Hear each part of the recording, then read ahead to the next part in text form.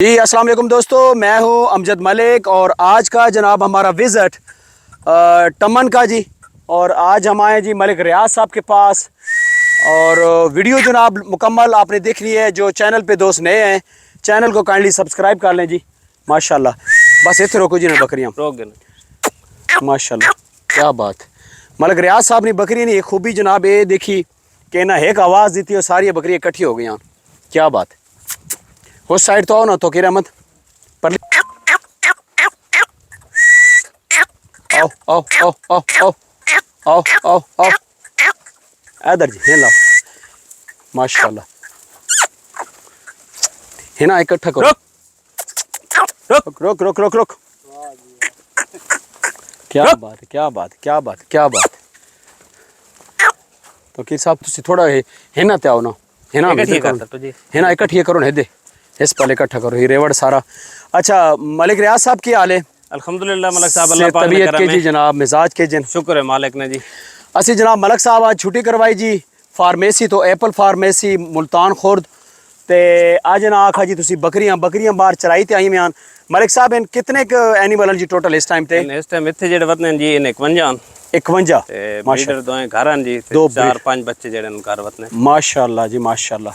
बकरियां केड़ी पोजीशन है चन मलिक साहब? बकरियां भाईजान तकरीबन कोई 5-7 जेड़ियां क्रॉस कोई नहीं, बाकी सारी क्रॉस हो गईयां। महीना 15 दिहाड़े, अच्छा मतलब ये 10-15 दिहाड़े वक्त सारी क्रॉस हैं। सारी क्रॉस हो गई। हाँ रोको जी बकरी इत्थे रोक दो। अच्छा माशाल्लाह जी माशाल्लाह।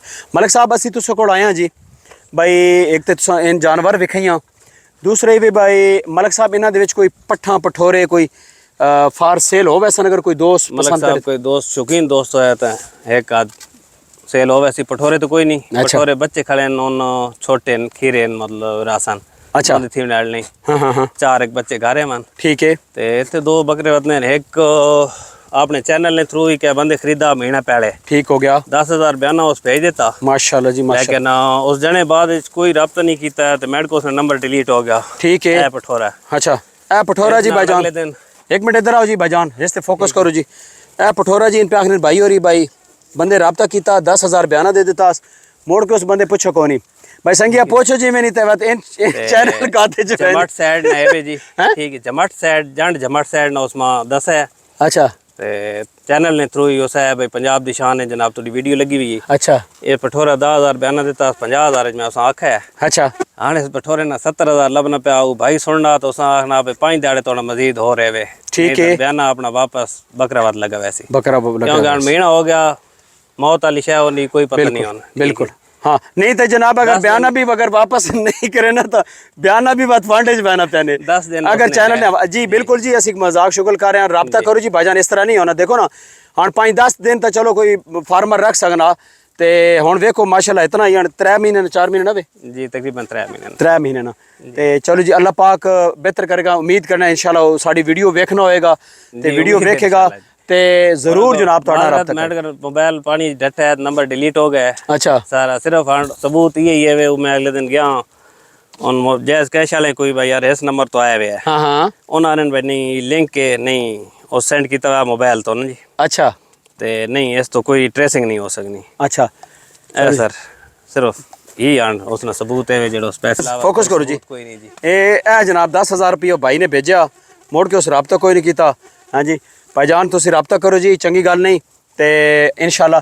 अच्छा इस अलावा मलिक साहब जी पट्ठा बतियां कोई शौकीन बंदा जनाब कोई मसला नहीं जेड़ा पसंद करे सी इंशाल्लाह जी। मलिक साहब कॉन्टैक्ट नंबर दो ना अपना रब्ता नंबर जी 0306 27 49 713 जी 713 इन्हां रब्ता नंबर है जी। ते इन्हां बकरियां इंज करो ना भाईजान तुम उत्ते खड़ो जी अपना बकरियां जरा पिछा मोड़ो जी दे बकरी एक दफा दे आओ आओ आओ आओ आओ आओ हाँ तो किसा पीछे हटो जरा। क्या बात। आओ आओ आओ आओ आओ आओ आओ आओ आओ बकरी तो इधर लाओ। ए जनाब माशाल्लाह जी मलिक रियाज साहब दा शौक टमन दे इलाके दे विच ते माशाल्लाह काफ़ी अरसे तो जनाब अल्लाह ये वर्क करते पैन जी मक्खी चीनी दे उत्ते। तो वेखो जी थोड़ी बकरियां तो इन्हां मतलब एक रेवड़ बनाया इसने विच काफ़ी सारे ना एनिमल सेल भी कीते हैं क्योंकि करने पौने जी सेल इतना ज़्यादा थे जानवर 28 पठोरे इस दफा सर सेल होए ने इन्होंने 28 पठोरे जी माशाल्लाह जी माशाल्लाह पट्ठा। क्या बात ज़बरदस्त। चलो जी साड़ी कोशिश है भाईजान के ये जड़ा साडा तलागंग ना इलाका इस जनाब हर साइड ते हिंजा रेवड़ नजर आना। देखो जी भाईजान कितनी क्वालिटी वाली पट्ठ है माशाल्लाह पॉइंटां दे विच कितनी बिल्कुल बारीक है जी। ते इस तरह दी पट्ठा जनाब खरीदो और पठोरे खरीदो जनाब अल्लाह माशाल्लाह। ते जनाब शौक अपना बताओ जी।